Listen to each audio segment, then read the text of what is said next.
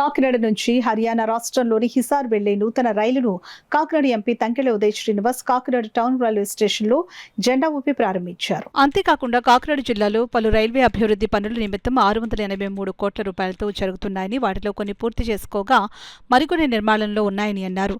అలాగే త్వరలో కాకినాడ నుంచి రాజస్థాన్లోని జైపూర్, యూపీలోని వారణాసి, దేశ రాజధాని ఢిల్లీలకు కూడా ప్రత్యేక రైలు వేయనున్నట్లు ఎంపీ వెల్లడించారు. హిసార్ వెళ్లే రైలు 2705 కిలోమీటర్లను 56 గంటల పాటు ప్రయాణం కొనసాగుతుందని చెప్పారు. ఈ రైలు ప్రజలకు ఉపయుక్తంగా, ముస్లింలు పుణ్యక్షేత్రంగా భావించే అజ్మీర్ కూడా ఈ రైలు వెళుతుందని చెప్పారు. రైలుకు జెండా ఊపి ప్రారంభించిన అనంతరం టౌన్ రైల్వే స్టేషన్లో ఎంపీ ఉదయ్ శ్రీనివాస్ విలేకరులతో సమావేశం నిర్వహించి వివరించారు. కాకినాడ నుండి వెళ్లే ప్రయాణికులు అవసరాన్ని దృష్టిలో పెట్టుకుని రైళ్లను నూతనంగా ప్రారంభిస్తున్నామని చెప్పారు. షిరిడీకి వెళ్లే వారి కోసం మరిన్ని సీట్ల సంఖ్య పెంచనున్నట్లు వివరించారు. కేంద్ర రైల్వే మంత్రి కాకినాడ పైన ప్రత్యేక శ్రద్ధ చూపిస్తున్నారని, అందులో భాగంగానే కొన్ని రైళ్లను వారానికి ఒకసారి తిరిగేవిగాను, కొన్ని రోజువారీ రైళ్లుగాను మార్చిన సంగతిని గుర్తు చేశారు. రానున్న కాలంలో కాకినాడ టౌన్ రైల్వే స్టేషన్ నుంచి ప్రయాణికులకు మెరుగైన సదుపాయాల కల్పనకు రైల్వే శాఖ విశేష కృషి చేయనున్నట్లు ఎంపీ ఉదయ్ శ్రీనివాస్ చెప్పారు.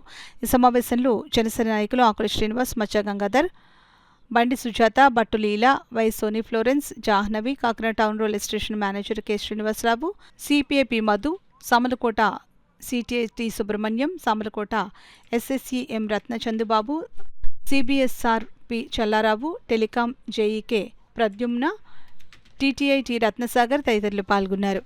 దీంతో పాటు ఇంకా షిరిడీ ఫ్రీక్వెన్సీని కూడా పెంచమని చెప్పి రిక్వెస్ట్ చేయడం జరిగింది.